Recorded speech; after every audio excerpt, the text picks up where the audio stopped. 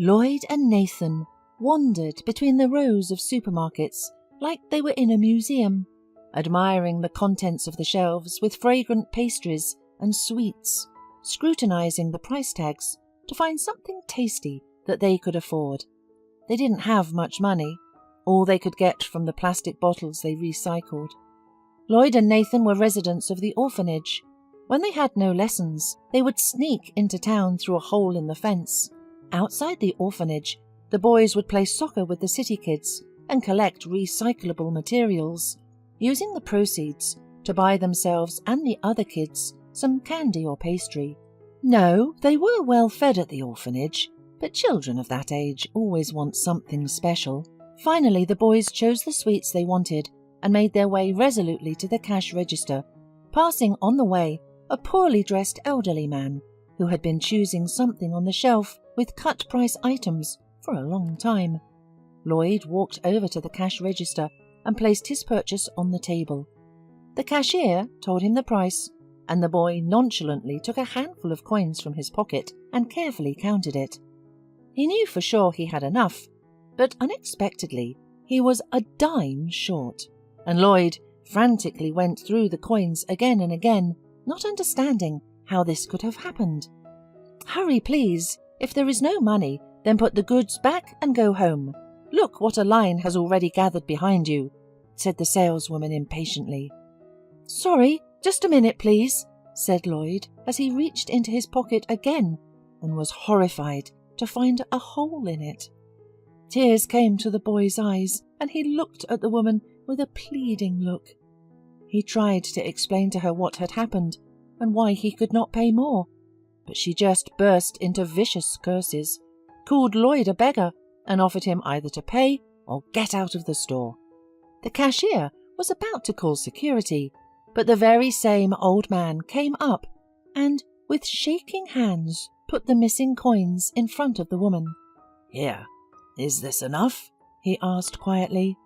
"You should think better of yourself than doing charity," dropped the cashier in response, but the elderly man looked reproachfully at the woman, sighed heavily, and slowly, shuffling gait, headed for the exit. Stunned, Lloyd and Nathan grabbed sweets and ran out into the street.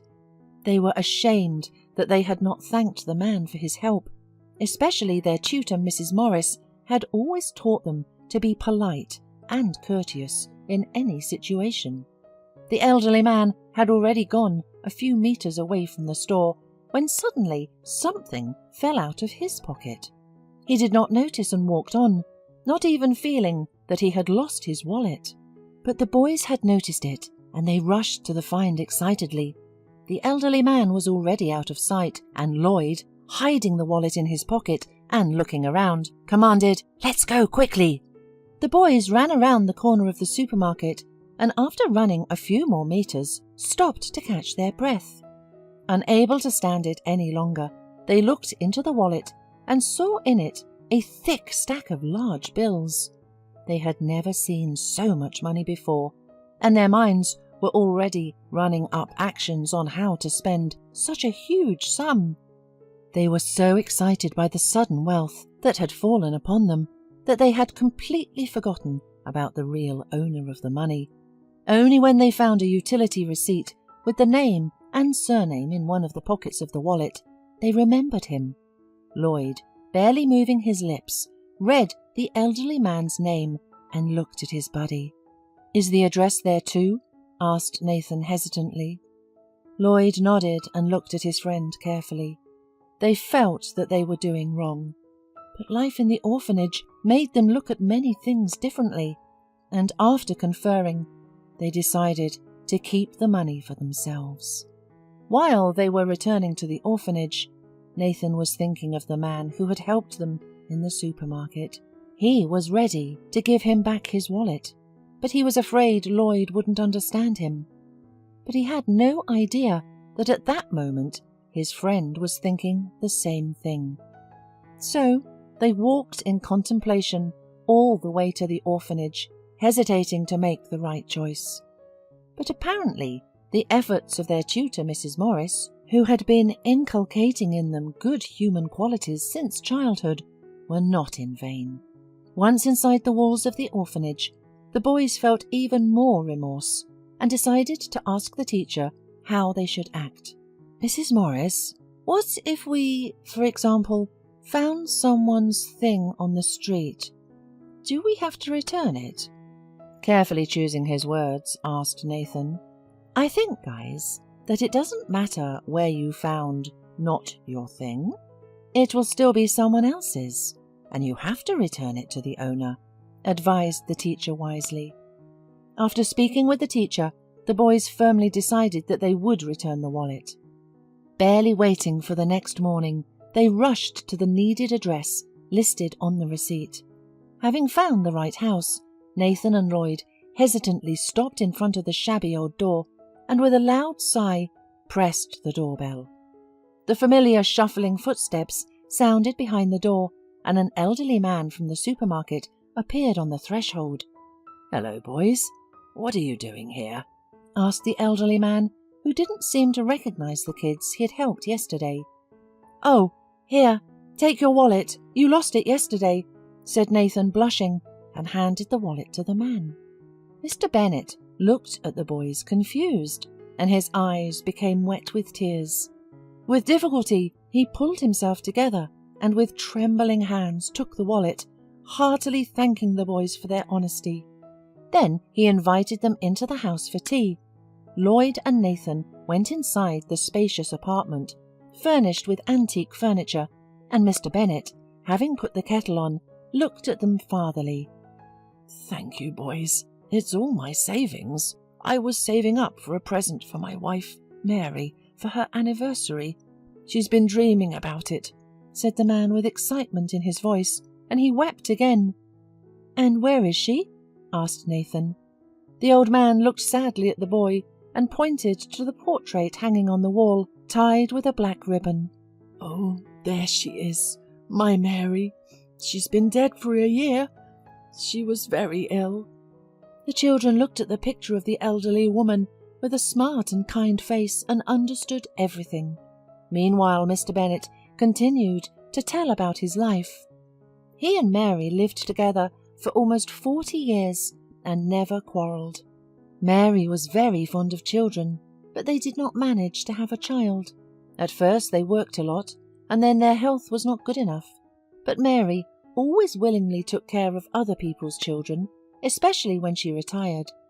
In this apartment building, where they lived most of their lives, she was always ready to help young mothers to babysit, and they willingly left their babies with her.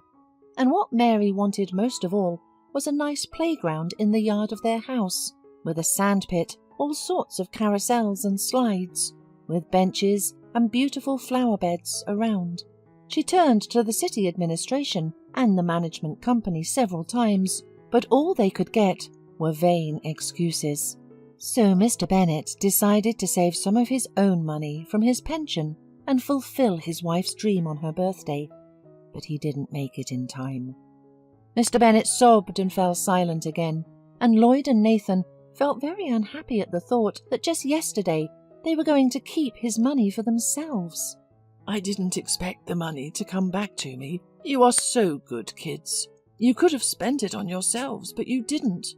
I remember how you were looking at expensive candy in the store. It must be difficult with money in the family, right?" asked the elderly man. "We're from an orphanage, mister. We don't have a family," whispered Nathan, lowering his eyes. Hearing this, Mr. Bennet turned pale, and apparently having decided something for himself, took a purse from the nightstand and, pulling out the contents, handed the money to the boys. "You guys did a noble thing, and I want to do the same. Take this money and buy yourself and the other kids at the orphanage some sweets and toys and whatever else is missing. I won't have time to put up a playground anyway, and it will bring you a lot of use." Nathan and Lloyd shook their heads together, but Mr. Bennet insisted. He assured them that he had already made up his mind, and no one would be able to dissuade him. And he also believed that his beloved Mary, looking down from heaven, would also be happy about this decision. The boys parted with Mr. Bennet as true friends. Back at the orphanage, they immediately ran to the teacher, handed her the money, and told her about this fantastic event. Mrs. Morris was so touched by this incredible and kind story that she gathered all the kids together and told the story of Mr. Bennet and his wife, and what a noble gesture the lonely elderly man had made. After consulting the administration of the orphanage, Mrs. Morris organised a volunteer group of older children to help fulfil the cherished dream of Mr. Bennet's late wife. The children cleaned the area in front of the man's apartment building from trash and old grass, planted Mary's favourite flowers just as she had dreamed. They tidied up old outdoor equipment and horizontal bars, repaired and painted old benches, and set up a nice big sandbox with swings and a slide in the middle of the yard. The little kids from the neighbouring buildings immediately became fond of this playground, and Mr. Bennet, watching them through the window, was also happy. Since that memorable day, Lloyd and Nathan came to visit Mr. Bennet every weekend, and they literally became like grandchildren to him. He felt that now he had a real friendly family again, where he was deeply loved and cared for. 2 years before Lloyd and Nathan graduated from the orphanage, Mr. Bennet passed away. Shortly before his death, having a presentiment of his imminent end, the elderly man made a will which gave the boys his apartment when they entered adulthood.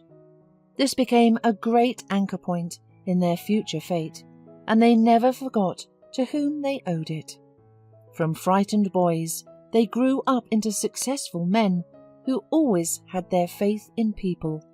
Honouring their named grandfather, they placed a beautiful granite gravestone, which they never left without fresh flowers.